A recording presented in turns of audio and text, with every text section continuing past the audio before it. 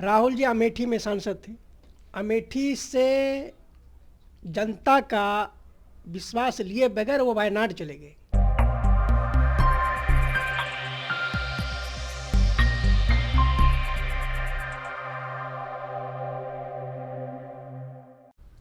नमस्कार, आप देखना शुरू कर चुके हैं आवाज न्यूज का लोक चर्चा प्रोग्राम। इस लोक चर्चा प्रोग्राम में हम बात करेंगे दिल्ली एमसीडी चुनाव के नतीजों के बारे में। दिल्ली एमसीडी के चुनाव में आपने प्रचंड जीत हासिल की।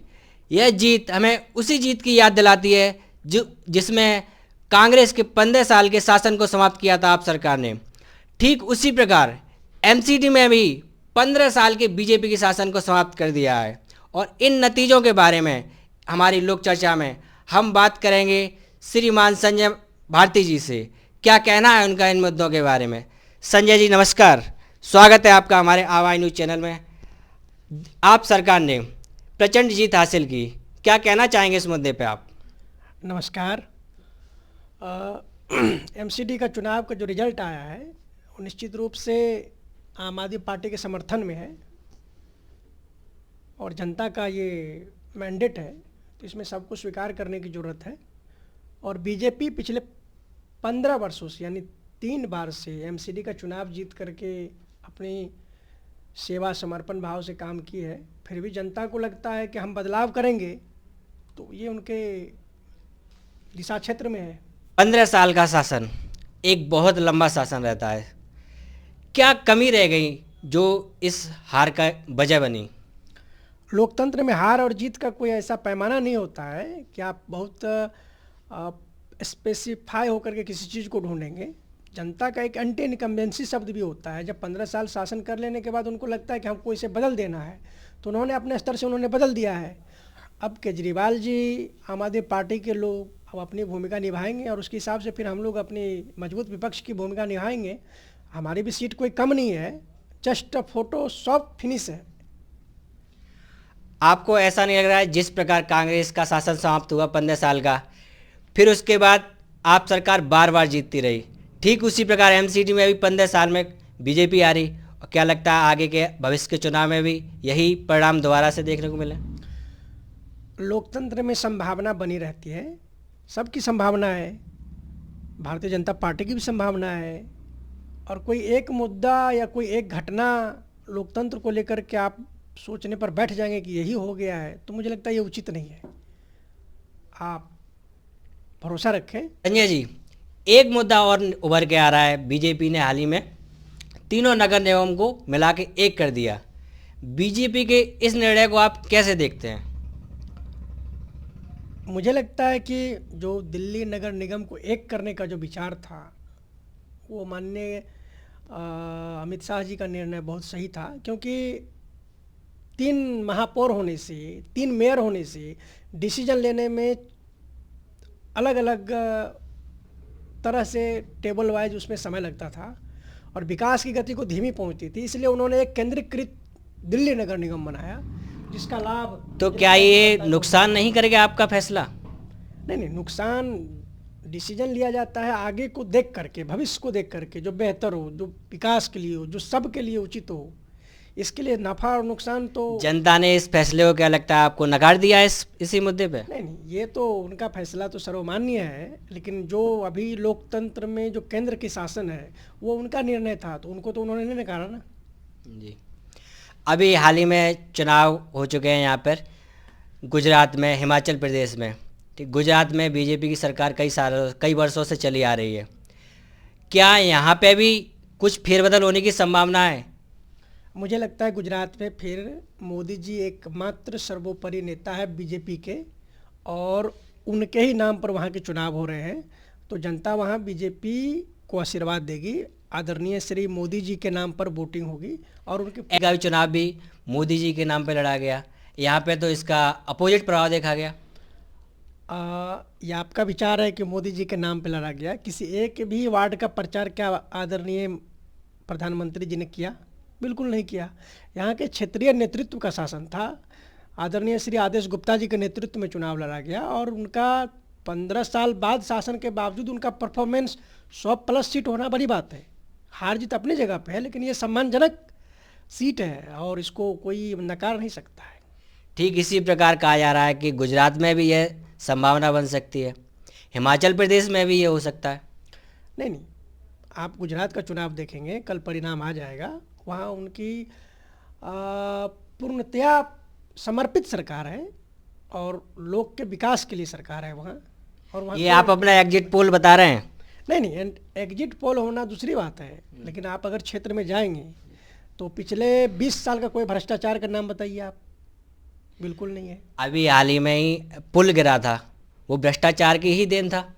बिल्कुल था, वो एक अमानवीय घटना थी और उस घटना के लिए आदरणीय प्रधानमंत्री मोदी जी भी दुखी थे और पूरे जो संवेदनशील व्यक्ति हैं वो सब दुखी रहेंगे, क्योंकि ऐसी घटना होनी भी नहीं चाहिए। सरकार किसी की भी हो, कहीं भी हो, मानव का जीवन सर्वोपरि है, तो उसके लिए आप अगर ऐसा सोचते हैं तो मुझे लगता है कि ये सही नहीं है। संजय जी, कि मोदी जी हमेशा चुनावी मूड में रहते हैं, राज्य का चुनाव हो, नगर निगम का चुनाव हो, किसी भी चुनाव, कोई भी चुनाव हो, वह जरूर प्रचार करने जाते हैं। क्या माननीय प्रधानमंत्री जी का केवल प्रचार करना ही काम है?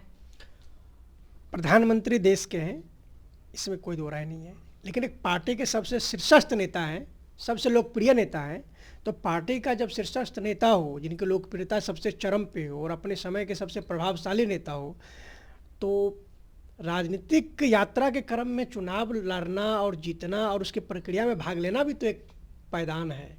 तो आदरणीय प्रधानमंत्री जी इससे दूर कैसे हो सकते हैं? प्रांत कोई भी हो, लोकतंत्र का चुनाव है, तो राज्यसभा, लोकसभा, विधानसभा, विधान परिषद, निगम पार्षद का चुनाव हो, चुनाव तो चुनाव होता है। हमारा अगर पक्ष का लोग जीतेगा तो फिर हम अपनी बात कर पाएंगे, अपने विकास की बात कर पाएंगे, अपनी सेवा समर्पण की बात कर पाएंगे। अच्छा, अभी ये बताइए कि राहुल गांधी जी यात्रा कर रहे हैं, दक्षिण से यात्रा पूरी करके अब वो उत्तर की ओर आ रहे हैं, क्या कहना चाहेंगे उनकी यात्रा पर? उनकी दिशा जो है वो आज भी केवल उस मोड में है कि चुनाव को ले करके मंदिर में जाना।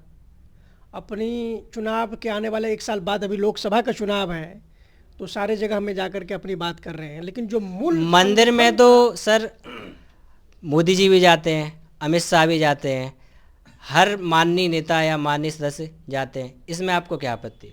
नहीं, आपत्ति की बात नहीं है। आपत्ति क्यों रहेगी भाई? सबकी श्रद्धा है, अपने हिसाब से सब जाएंगे, लेकिन जब उनकी सरकार थी तो राहुल गांधी जी जाएँ तो चुनावी स्टंट, और माननीय प्रधानमंत्री जी जाएँ, माननीय गृह मंत्री जी मंदिर जाते हैं, तो वो आस्था का विषय बन जा रहा है। आस्था का विषय बन जा रहा है। तो इसी कांग्रेस की सरकार ने राम मंदिर का जो राम सेतु है उसके बारे में क्या हलफनामा दिया था? हलफनामा ये दिया था कि ये कृत्रिम बांध है, तो उनकी आस्था का विषय नहीं है, ये उनका चुनावी स्टंट है। आस्था तो हमारी है। अभी हाल ही में हिमाचल प्रदेश में भी चुनाव हुए, हिमाचल प्रदेश के संबंध में क्या कहना चाहेंगे? हिमाचल प्रदेश में भी जयराम ठाकुर महोदय का काम जो है वो बढ़िया है और उनकी सरकार रिटर्न होगी। ये आपको पूर्ण विश्वास है? बिल्कुल। यानी गुजरात में और हिमाचल प्रदेश में दोनों ही जगह एक बार बीजेपी पुनः आएगी? आप कल का वेट करिए, पूर्ण बहुमत की सरकार रहेगी। संजय जी, अभी हाल ही में एक उपचुनाव हो रहा है बिहार के कुंडली विधानसभा में, उसके बारे में आपका क्या मत है? मुजफ्फरपुर जिले का कुंडली विधानसभा का जो उपचुनाव हो रहा है, इस चुनाव से आप एक सांकेतिक अर्थ ले सकते हैं, लेकिन उस एक सीट के जीतने और हारने से कोई सरकार बन और बिगड़ नहीं रही है।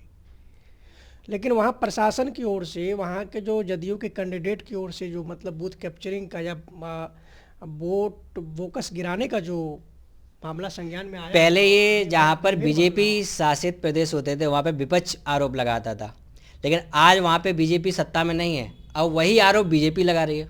नहीं, ऐसी कोई बात नहीं है। अगर आरोप सही नहीं है तो आप मीडिया लोगों का काम है कि वो जाकर के सही को उजागर करें। मीडिया का काम ही तो ये है ना कि जो सच्चाई है उसको सामने लाया जाए। कोई भी पक्ष और विपक्ष हो, अगर आरोप लगाता है और उसमें सच्चाई नहीं होगी तो उनकी ही तो किरकिरी होगी। श्रीमान संजय जी, एक प्रश्न और आ रहा है मेरे मन में। हाल ही में अगले वर्ष लोकसभा चुनाव होने वाले हैं, राहुल गांधी जी यात्रा पर है अपनी, इस यात्रा का लोकसभा चुनाव पर क्या प्रभाव पड़ सकता है? इस यात्रा का मैं समझता हूँ कि बहुत असर नहीं पड़ेगा। मैं कारण बताता हूँ।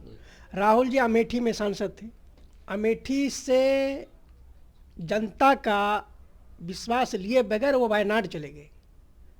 क्यों चले गए भाई? जिस क्षेत्र से उनके पिताजी रहे, उनके पैतृक क्षेत्र रहा, वहाँ उनको हारना चाहिए था। तब जनता के बीच में जाते कि मैं हार गया हूँ, फिर मैं कहीं और से जीत के आ रहा हूँ। और पहले ही आपने जनता का विश्वास में ले लिया तो वो हार गए। दूसरी बात कि राहुल जी भारत जोड़ो यात्रा कर रहे हैं। जिस पार्टी ने देश में 60, 65, 70 साल शासन किया हो, वह भारत जोड़ने की बात कर रही है। तो इससे पहले वो खंड खंड कर रही थी क्या? ये खंड खंड का आरोप वो बीजेपी पर लगा रहा है। बीजेपी ने कौन से प्रांत में शासन करने से पहले उसको खंड खंड किया? सबसे पहले नंबूदिरी पात जी को, जो केरल में सरकार बनी, उस सरकार को बर्खास्त किसने किया? 1957 में नेहरू जी ने किया। क्यों किया भाई? क्योंकि वो उनके विचार से अलग थे। आपने द्रविड़ प्रांत का जो चुनाव रहा, अन्नादुरई का रहा, करुणानिधि का रहा, जयललिता का रहा, ये क्या था? एक अलग द्रविडियन राज की बात नहीं, राष्ट्र की बात हो रही थी।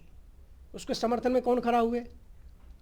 क्या भारत जोड़ो यात्रा जो राहुल गांधी जी की है, वो 2024 में बीजेपी के लिए कोई चुनौती खड़ी कर सकती है बड़ी? राजनीतिक एक्टिविटी कोई भी हो, मुझे लगता है कि चंद्रशेखर जी के बाद, पूर्व प्रधानमंत्री आदरणीय श्री चंद्रशेखर जी के बाद भारत जोड़ो यात्रा का जो, या भारत पैदल मार्च की जो बात हुई है, वो राहुल जी ने की है। लेकिन उनसे क्या, उनके पीछे की जो सरकार ने, कांग्रेस की ने किए हैं, क्या उनको ये जोड़ने में काम कर पाएंगे? केवल उस मार्ग से गुजर रहे हैं तो कुछ अपनी गुजर रहे हैं तो चर्चा तो होगी। आप चंद्रशेखर जी का शासन याद कर रहे हैं, तो बीच में अटल बिहारी वाजपेयी जी का भी शासन रहा। नहीं नहीं, हमने चंद्रशेखर जी का शासन के समय का नहीं बोला। ये 1980 के अराउंड में चंद्रशेखर जी पूरे भारत का पैदल मार्च किए थे जी। उससे पहले विनोबा भावे जी ने किया जी। लेकिन उसके बाद इन्होंने शुरू किया है। लेकिन शुरू ही उन्होंने खुद तोड़ तोड़ करके किया है। कांग्रेस ने अपनी सरकार बनाई आंध्र प्रदेश में, जिस समय आप अगर किरण कुमार रेड्डी की सरकार को याद करेंगे तो उनकी सरकार बनाने के लिए लोकसभा में यूपीए 2 में मतलब मिर्च स्प्रे किया गया था एक दूसरे के ऊपर। राहुल जी 50 से ऊपर साल के हो गए हैं, तो मुझे लगता है वो अपनी यात्रा में स्वास्थ्य लाभ कर रहे हैं और ज़रूरी है उनके लिए। अगर एकता की बात करेंगे तो मैं अगर राजस्थान प्रांत में आऊँ तो उस प्रांत का सीएम अपने डेपुटी को बोलते हैं कि यह गद्दार है। पहले पार्टी में एकता तो ले आए, फिर भारत में एकता वो लाने का प्रयास करेंगे जिनको उनकी पार्टी ने बार बार खंड खंड करके रखी है। ये तो उनका आंतरिक मुद्दा है। अगर ये देखा जाए, बीजेपी में भी कई जगह पे वाद विवाद हो रहा है आंतरिक पार्टी में। जैसे कि हिमाचल प्रदेश में ही एक वीडियो वायरल हो रहा है कि मोदी जी ने उन्हें व्यक्तिगत रूप से फ़ोन करके कहा है कि आप चुनाव मत लड़िए या सीट से हट जाइए। सीट से हट जाना या फ़ोन करना ये एक एक एक कर्टसी हो सकता है, एक आभार हो सकता है, लेकिन किसी व्यक्ति को गद्दार कह देना क्या ये उचित लग रहा है आपको? आपको उचित लग रहा है? ये तो सीधा सीधा हो गया कि हम आपको अपमानित कर रहे हैं। अपमानित करने का मतलब हो गया कि आपको गद्दार कह रहे हैं। कई बार चर्चा होती है तो आप देखिए कांग्रेस के राष्ट्रीय चुनाव के समय में क्या खाना हो गया था, क्या कांड हो गया था। वो क्या एक शोभा देता है? बिल्कुल नहीं। जी, एक बार आपसे अंतिम प्रश्न और पूछना चाहेंगे। आपको वास्तव में लगता है कि बीजेपी सरकार हिमाचल प्रदेश और गुजरात में पुनः सरकार बनाएगी? बिल्कुल बनाएगी, क्योंकि कोई भी ऐसा कारण नहीं है जो सरकार नहीं बनाए। कोई अगर एक कारण होता, क्योंकि एमसीडी चुनाव से पहले भी बीजेपी सरकार यही वादे कर रही थी कि हम 15 साल के इतिहास को पुनः फिर से एक बार सरकार बनाएंगे एमसीडी में, लेकिन नतीजे कुछ अपोजिट निकले। नहीं, यहाँ के जो नतीजे आ गए हैं उसमें जनता का शिरोधार्य है, उनका आदेश है जिसका पालन करना पड़ेगा और सबको करना चाहिए। लेकिन अभी आप गुजरात के लिए रुकिए और हिमाचल के रुकिए, वहाँ पूर्ण रूपेण भाजपा की सरकार बनेगी। मनोज तिवारी जी अभी बोले हैं हाल ही में कि भले ही आप सरकार ने जीत हासिल की है, लेकिन मेयर तो बीजेपी सरकार का ही बनेगा। क्या यहाँ पे भी खरीद फरोख्त चलेगी? सबसे पहले तो बंधु मैं यह बताऊं कि किस महोदय ने क्या बोला ये मेरे संज्ञान में नहीं है, तो उस बातें पर मैं टिप्पणी करूं ये मेरे लिए उचित नहीं है। धन्यवाद जी, धन्यवाद। आप देख रहे थे श्रीमान संजय जी को, जो हमारे साथ आवाज़ न्यूज़ के लोक चर्चा प्रोग्राम में जुड़े। यदि आपको हमारा यह प्रयास अच्छा लगता है तो आप हमारे न्यूज को लाइक करें, शेयर करें और सब्सक्राइब करते हुए अपने दोस्तों रिश्तेदारों में शेयर करें। धन्यवाद।